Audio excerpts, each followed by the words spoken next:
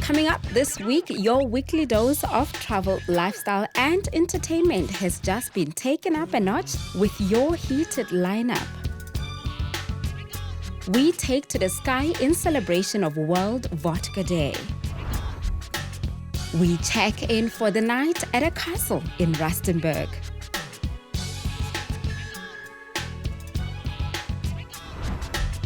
And the Midwest Fashion Week sets the trend for 2021 fashion trends.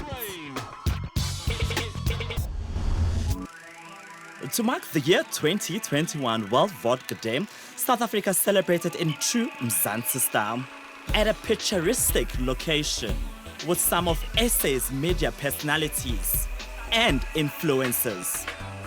The day started with a hot air balloon experience in Magaliesburg. The view from the sky was breathtaking, and the mountains surrounding the balloons gave it a perfect picture moment.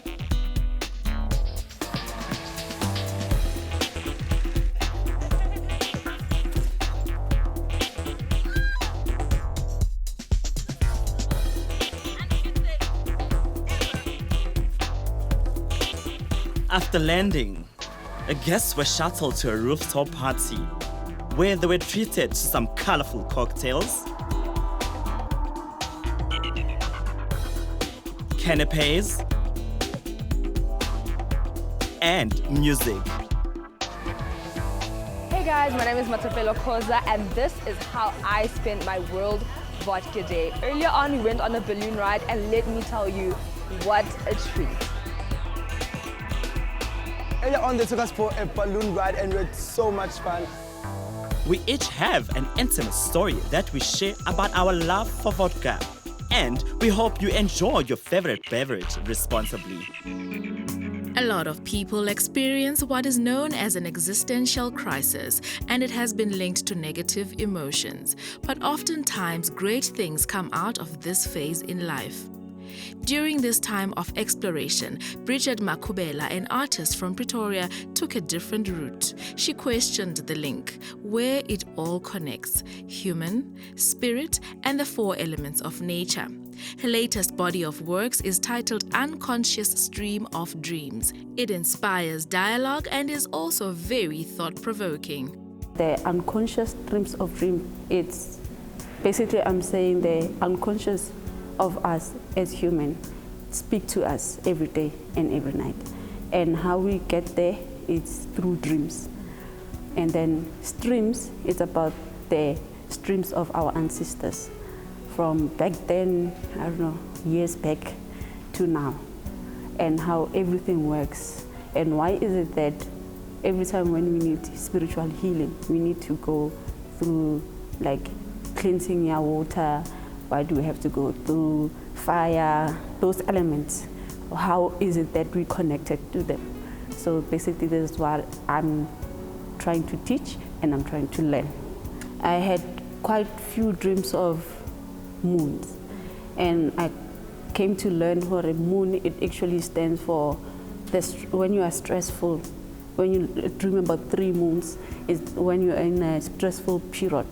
Now you have to find a way yourself, or you know what, I have to get out of this stressful, and start to meditate and try to calm yourself and relax and get connected spiritually. And the other thing is that as you're a male dreaming about the moon, it actually says, you know, there's some feelings that you have for a certain lady and you try to hide them. And the other thing, it says new beginnings, new comings, new things are coming your way, and positive things. So that's the element that I've learned. Yeah, the moon. Okay. Yes. You used a lot of fire. Mm-hmm. What does that come from? So the fire came from the other dream that I had, connecting with the moon as well. Okay. You know, the moon was like, it dropped from the sky, fell on the ground, created fire surrounded by the rocks.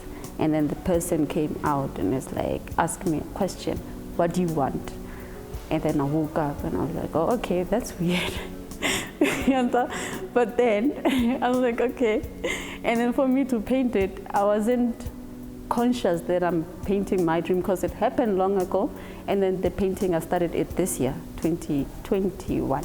I started it this year. And then when I finished, I'm like, oh, God, I had a dream like this before, as well as a bird.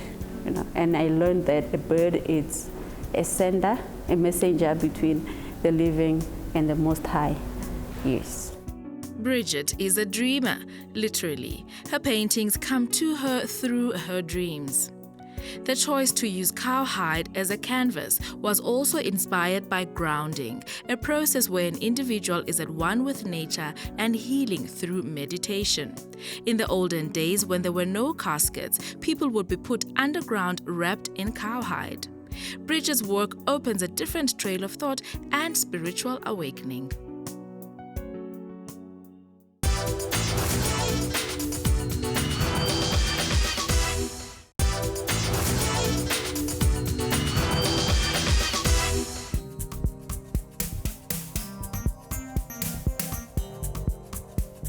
We all have dreams of living in a castle and doing that royal life, even for a day or two.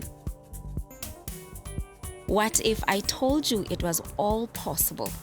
All you have to do is make a turn to the northwest, Rustenburg to be precise, for that royal staycation. So this is our reception. In our reception, we've got a painting of the owner and his wife, Mr. and Mrs. Fenton.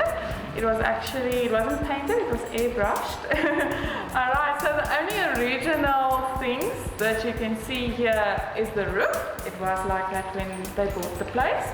And then, yeah, everything that you see was handmade by Miss Fenton. The decor she bought on Facebook Marketplace and on auctions.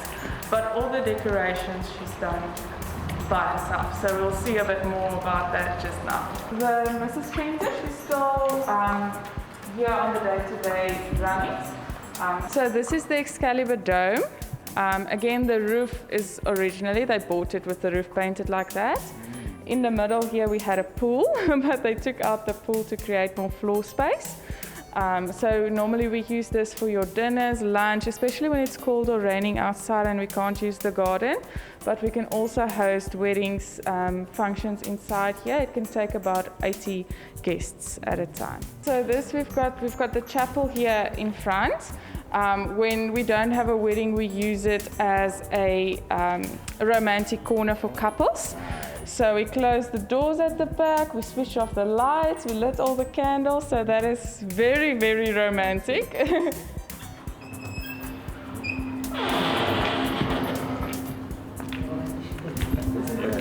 This is the Uthapin Dragon Hall. Seats about up to 700 people, so we use it for weddings and conferences, your matric farewells, especially if you put out the red carpet from the front door. Looks very pretty. So we've got the medieval costume hire as well. So this is just a few examples of what we've got. So yeah, if you want, you can book a venue, maybe a private venue, dress up and just go through the whole medieval style. I love dressing up. I can already pick an outfit for myself. Is it? I love this one. It's very nice. Very nice. So neat. And it fits the part, it fits the theme. Yeah, so that's quite nice. Can I and jump then in here? you can. Let's get a photo of you inside. Yeah, this is actually fully functional still, but we don't hire it out with a horse because we want to keep it like that and a feature in the hall, especially for photo booths and stuff like that. Makes such a beautiful photo booth. Yes.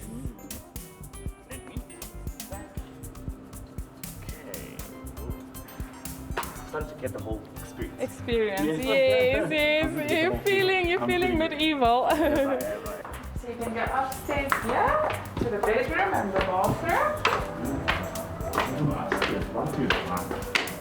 The royal experience isn't complete without a king's suite. A bedroom fit for a royal stay, completed with attention to details.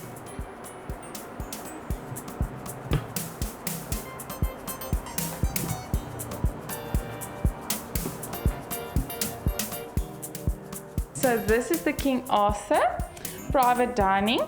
It can accommodate 10 people. And then we also have the Queen Guinevere private dining next door. It can also accommodate 10 people. So it's nice for that girls and gents evening together, or lunch or breakfast together. Question, so are they named after a certain? Yes, so in the King Arthur legacy, King Arthur was the running king after his father, and then Queen Guinevere, she was actually a servant, and then the two of them fell in love. So when the father passed away, King Arthur took over, and then Queen Guinevere, he married Guinevere, so Guinevere became his king. So that's why it fits together, king and queen. Yes, king and queen. Yes. Oh, love it. And now for the brightest room in the castle. The indoor garden themed space where all those royal parties come to life.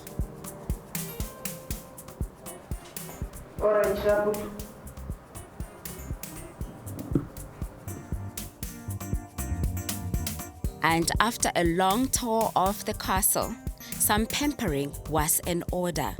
After all, how can we say no to the king and queen's orders? This is definitely what the soft life is all about.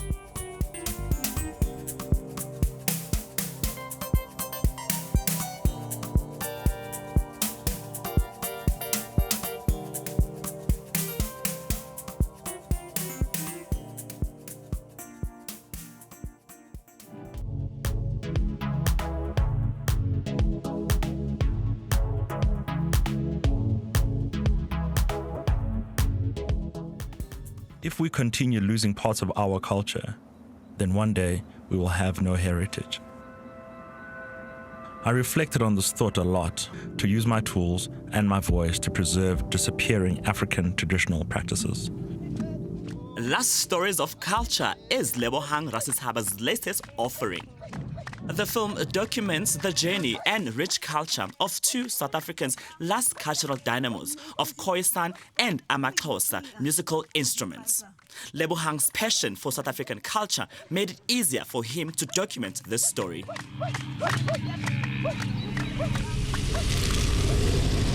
Glossaries of Culture is a short documentary film in which I, as a filmmaker, use my tools and I travel around the country to document stories that are disappearing right before our eyes. So particularly a lot of cultural practices have sort of been forgotten, and this film is an intervention to kind of challenge myself and other young people to use their tools, to use their resource, to use their voice, to amplify stories like this so that we don't lose any more stories of culture.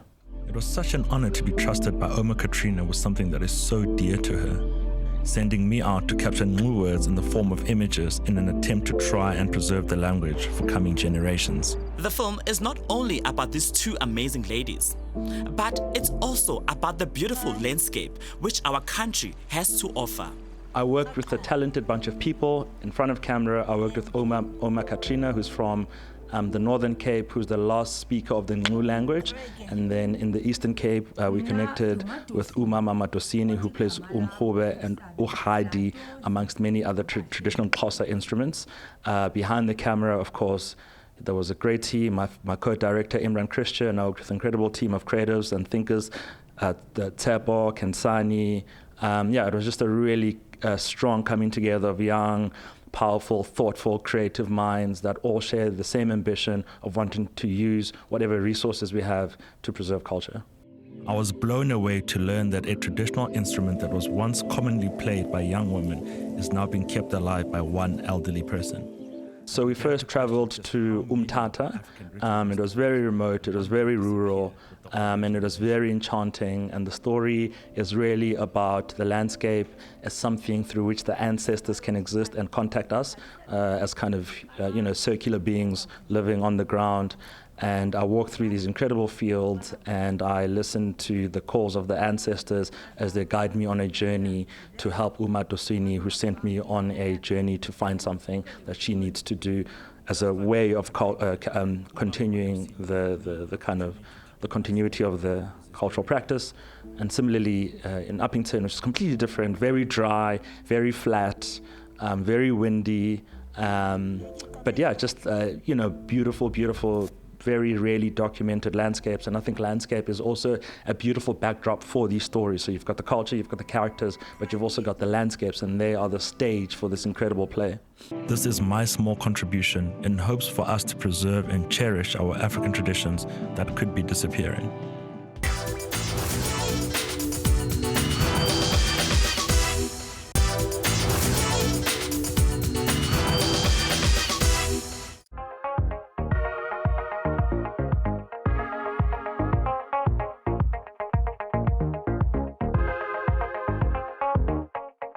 In its 15 years running, Midwest Fashion Week has maintained its reputation to empower, support budding fashion designers. The fashion event has been hosted in Europe and America, and finally made its way to South African shores, hosted at the Gallery Momo in Parktown, north of Johannesburg. The concept of the Midwest Fashion Week came about after my first experience as a fashion designer in Indianapolis, and I saw the need of reaching out to more and expose more designers in the region, which I realized were not getting the fair attention of the media and also to the market share. And with that being said, that experience took me all around the globe, and now we are in several cities around the world in Paris Fashion Week, and also now we are eager to introduce it to Johannesburg. After his visits to South Africa 5 years ago, Benny knew that one day he will bring his brainchild to Mzansi. South Africa has a very deep, meaningful journey for me as my own personal journey in a self-recognition as a, what I like to call it, a diaspora experience, because I'm originally from the island of Haiti, but grew up in Brooklyn, New York. And for me, it was the very first experience when I entered the African continent. So therefore, it is tremendously an experience for me to introduce the Midwest Fashion Week to the same journey and how I was introduced to Africa as well. And Johannesburg is the city of that ignite my unification of my spirit to the African continent and to African people. Yeah. The catwalk was graced by local and American designers who brought their A-game to SA's first Midwest Fashion Week. We have Heather Murray from South Bend, Indiana. And you have Bernie Martin from Indianapolis. And then you have Ifele with Reggie Asaba, and Nakwanda from 8 Wonder, and Odysseus as well participating, and Carol Barrow from Carol Barrow Bags participating at the fashion show.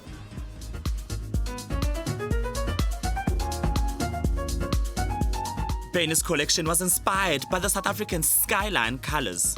I picked a spring-summer feel of the garments, and then it also has to represent the blue sky that's overseeing the beautiful sunset and the culture of South Africa as well. So for me, I wanted to represent the blue sky. So a lot of colors that you are seeing now has the merit of what the sky and then the cultural representation of some of the colors that you see on the street here in Johannesburg.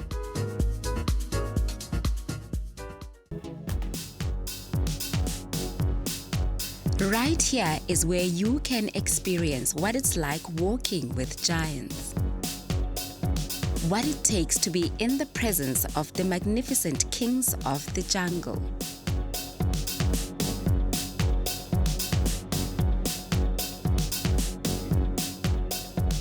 We got 4 elephants here. In total, we've got about 11 elephants, but we've got 2 other sanctuaries also, one in Hazyview and one in Plettenberg Bay. An elephant's not like a horse that will step on you. They know exactly where their feet is. They won't even step on a dung beetle or a giant snail unless they startle. We're going to just walk down a road. If anything happens, just go to the left side of the road and allow the elephants to pass.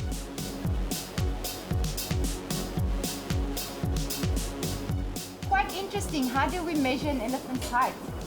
When they place their front foot down and that fatty pad expands, the take a string 2.5 times around the circumference of the front foot, and you pull that string straight. That will be the estimate height from the shoulder to the floor. The Elephant Sanctuary offers edutainment for all family members. Before a one-on-one with the elephants, the guide takes you through key factors about the gentle giants that enhances and eases you into a space where you are able to embrace them. How do we tell the age of an elephant? It's through the molars. So guys, this is one tooth. This is not many little teeth together. This is one tooth, and there's 1, 2, 3, 4, which is one set.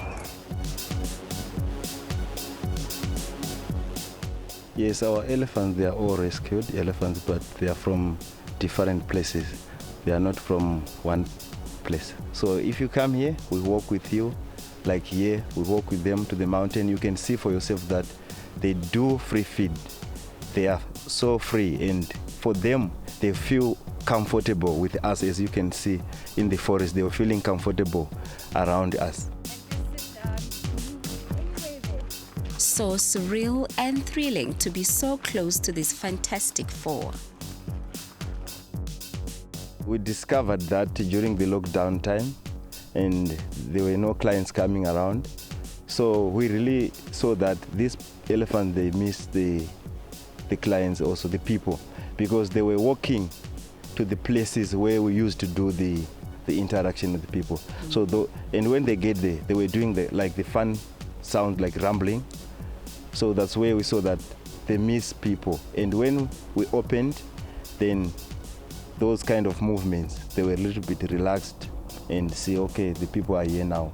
And they do the rumbling, and those rumbling, we don't know exactly what they are saying, but it shows that they are communicating among themselves. That's where we say, okay, they really do miss the people. Now that we had established a friendship, it was time for a feeding session. And it was then that I could be able to understand how they communicate with their daily visitors. But if you can feed a little more, frequently. No, this is more like your part of their diet, but I mean, what's that? She doesn't like the butternut, so let's give her or the pumpkin. At the end of a busy day, the elephants retreat into their shelter and prepare for an afternoon free feeding routine.